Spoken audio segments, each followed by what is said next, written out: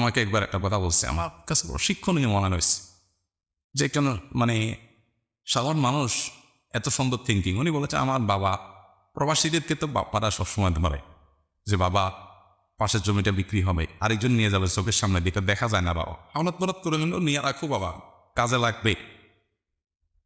বাবা ছেলের বানার জন্যই হয়তো বাপ মা বলেন, কিন্তু ছেলের তো এই চক্কর থেকে আর বাইরে দিতে পারে না, তাই না? তো উনি বলেছে, আমার বাবা আমাকে বলছিল যে বাবা আমাদের জমির পাশের জমিটা বিক্রি হবে, আরেকজন এসে সেখানে থাকবে, এই সহ্য করা যায় বাবা? পাশের জমি যেভাবে হোক বাবা নিতে হবে। তাই আমি বললাম, কি বলছেন আপনি চাচারে? বলছে, আমি আমার আব্বা বলেছি, আব্বা কোনো অসুবিধা নেই, আপনি যেহেতু নিয়ত করছেন পাশের জমি নিতে হবে, আমি যেভাবে হোক টাকা জোগাড় করে নিয়ে ফেলবো। সমস্যা তো সেখানে না, সমস্যা হলো কয়দিন পরে এর পাশেরটা বিক্রি হবে। এখন হয়তো উত্তর পাশটা বিক্রি হয়েছে, কয়দিন পরে দক্ষিণ পাশটা বিক্রি হবে, আবার কয়দিন পরে পূব পাশটা বিক্রি হবে, আবার কয়দিন পরে পশ্চিম পাশটা বিক্রি হবে, আবার যেটা কিনেছি ওইটার পাশেরটা বিক্রি হবে। তা আমি কত দূর এইভাবে যেতে থাক? এটা তো একটা লিমিটেশন থাকা উচিত না? এই ঘটনাটা আপনাদেরকে কেন শোনাইছে জানেন? এটা শোনাইছে শুধু এটা বোঝার জন্য যে আমরা আসলে সবাই ধরুন, আমরা কেউ আসলে গরিব। এটা মনের ব্যাপার, এটা মানসিকতার ব্যাপার। আচ্ছা, এই জন্য নবী করিম সাল্লাল্লাহু আলাইহি ওয়াসাল্লাম একটা হাদিস আছে, স্বর্ণ নবী লেখার মতো হাদিস, স্বর্ণ কয় লেখার, কি সেটা? লাইসাল গিনা বিকাফরাতিল আরদ ওয়ালাকিন্নাল গিনা গিনান নাফস। এই এতক্ষণ যা বললাম এটা খুলাসাই হাদিস। নবী সাল্লাল্লাহু আলাইহি ওয়াসাল্লাম বলেছেন, অনেক সম্পদের মালিক হওয়া এটার নাম ধনী হওয়া নয়। তাহলে ধনী হওয়া কিসের নাম? ধনী হওয়া হলো মনের দিক থেকে কেউ যদি ধনী নয়, সেগুলো হবে। মনের দিক থেকে ধনী কিভাবে হবেন? বুঝি আপনি মনে করবেন আপনার তো অভাব নেই, বলে আমি সুখী মানুষ, আমাকে আল্লাহ হাত দিয়েছে, পাওয়া দিয়েছে, অনেকের সেটা দেননি, আমি অনেক ভালো। আমার এসব কথা শুনে আপনারা বলবেন হয়তো যে হুজুর আপনার তো সব আছে, এই জন্য সব লঙ্গা কথা বলতেছে।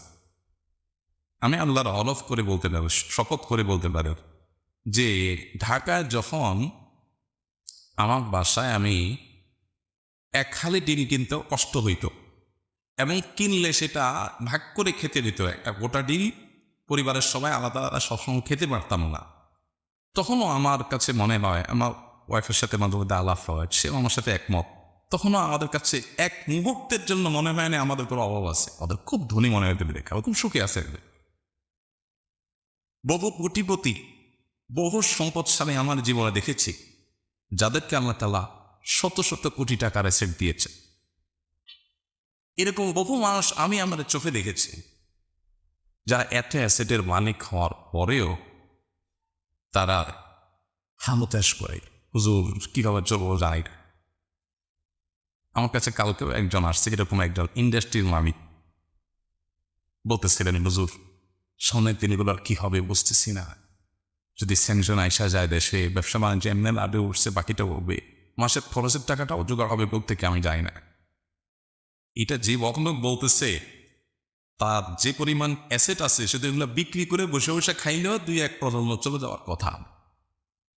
বা সে টেনশন করতেছে যে সে কি খাবে। এগুলো কিসের ব্যাপার বলে? মনের ব্যাপার। বিশ্বাস করেন, আমি সহজ করে বলতে পারি, আমাদের বেশিরভাগ মানুষের অভাবটা হলো মনে। অভাবটা কোথায়? মনে। আপনি কেন নিজেকে গরিব মনে করতেছেন? ওর বাড়ি গাড়ি আছে দিকে অনেক সুখী মনে হয়, অনেক বড় লোক মনে হয়, অবশ্যই আপনি অনেক সুখী আছেন। আলহামদুলিল্লাহ, বিরিলাক্স, শুক্রিয়া আদায় করেন। শুক্রিয়া আদায় করলে কি হয় না? শুক্রিয়া আদায় করলে মানুষ সুখী হয়, যা আমি আলহামদুলিল্লাহ। আর যখন বলবেন না না না খাই খাই, তখন যা হবে তারপর আরো কি থাকবে? দুঃখ থাকবে। এই জন্য আমি সবসময় একটা কথা বলি, 6 তলার পারমিশন পাইছেন বাড়ির, 6 তলা করা শেষ, এরপর রড বাইর করে ফেলেছে সারাই, আছে না নাই?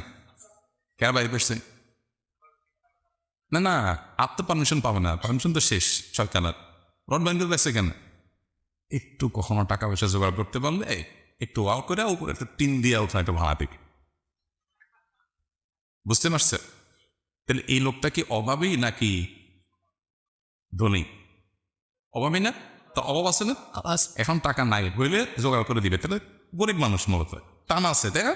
গরিব মানুষ কম, গরিব মানে কি গরিব শব্দটা আরবি, এর মানে কম, তার কম আছে এখন। আরেকজন কুড়ে ঘরে আছে, হয়তো ভাড়া ঘরে আছে, হয়তো বস্তিতে আছে, মাগার ইনকাম করে আইসা বাবার থেকে ডাইল আলু ভর্তা জোগাড় করে আয়না খায়া তাকে টান দিয়া ঘুম দিছে গীত গাইতে গেতে।